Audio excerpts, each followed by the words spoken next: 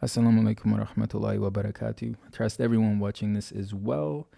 Um, yeah, as of recently, a lot of people from my old account has just discovered the new account. A lot of questions going on whenever I do go live, or I've seen the comments as well. I'm not replying, but yeah, alhamdulillah. I knew it would have happened eventually. I didn't think it would be this soon. I felt as if I had a couple of months of being anonymous online, but things happen. Alhamdulillah, can't really change anything. What I'm doing right now on this account is 1,000 times more beneficial and valuable than what I did on the prior account. So if you see me and you know me, what's up? You don't know me, okay? Things have changed. Please do not ask the questions. Just watch the very first video on this account. If you see this video and you know me from my previous account, watch the first video on this account. It will make sense. But yeah, so today we'll just be discussing Surah al-Fatiha.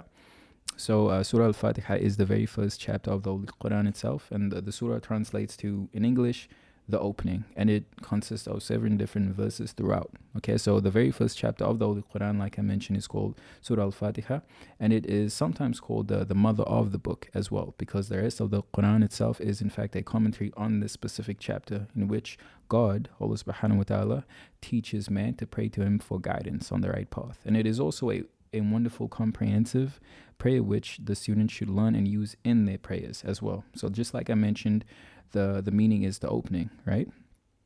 Surah al-Fatiha is also the introduction that summarizes the whole Quranic theme, if you want to look at it in that sense. And we should always look through the lens of Surah al-Fatiha to aid us in the understanding of the rest of the Quran itself. So even in every prayer, no matter what part of the surah you are reciting and reading, it needs to be paired with its introduction, which is Surah al-Fatiha.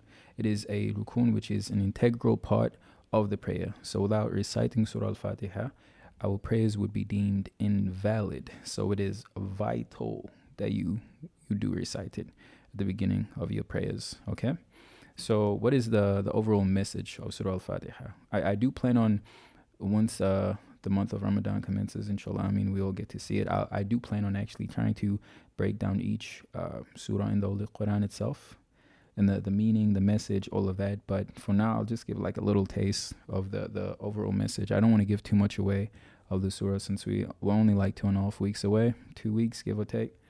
But yeah, so the surah is like I mentioned, the surah is the introduction of the Quran itself. So the surah is a beautiful and concise summary of the Islamic core beliefs, and it also has a heartfelt prayer for guidance. It can be divided into 3 different key themes if you really want to look at it like that. So the very first one would be praise and gratitude to Allah subhanahu wa ta'ala between verses 1 to 3. It begins with alhamdulillah, which means all praises is due to God, Allah subhanahu wa ta'ala, and it emphasizes gratitude as well as recognition of Allah subhanahu wa ta'ala's mercy as well as lordship. And it also acknowledges Allah as ar-Rahman and ar-Rahim, which basically translates or means the most merciful, the most compassionate. Okay. And then 2, it basically gives recognition of Allah subhanahu wa ta'ala's sovereignty. Sovereignty, you know what I mean, but that's basically in the 4th verse. Allah subhanahu wa ta'ala is the master of the day of judgment, and it basically reminds us of the accountability in the year after, the afterlife. Okay. And thirdly, a prayer for guidance between the 5th to 7th verse of the Holy Quran itself's introduction, Surah al-Fatiha. And it basically, we're declaring our exclusive worship and reliance on Allah subhanahu wa ta'ala only. We're not ascribing no partners to Allah subhanahu wa ta'ala, just oneness, okay? Monotheistic religion. See, I do remember the words that I pick up from my previous videos. So we ask Allah subhanahu wa ta'ala to guide us towards the straight path, and the path those who received his favor, not those who went astray or earned his anger. Inshallah, I mean, we all manage to avoid obtaining the anger of Allah subhanahu wa ta'ala and only obtain the love. Okay, so there's also a lot of benefits that goes into the surah itself. I can't really get too deep into it because it would take so long. Like, I really want to break it down, but in a nutshell, there are several benefits, like Surah al-Fatiha itself being seen as a cure, by Allah's will subhanahu wa ta'ala. But Allah subhanahu wa ta'ala's will reciting surah al-fatiha can actually cure illnesses. And surah al-fatiha is also seen as a light from the heavens. Allah subhanahu wa ta'ala responds to every line of surah al-fatiha. It's a path to spiritual growth. Can look at it as a way to improve and strengthen your connection to Allah subhanahu wa ta'ala, as well as it's seen as a blessing for the year after. Okay, so in conclusion, the significance of surah al-fatiha in a Muslim's life cannot be overstated.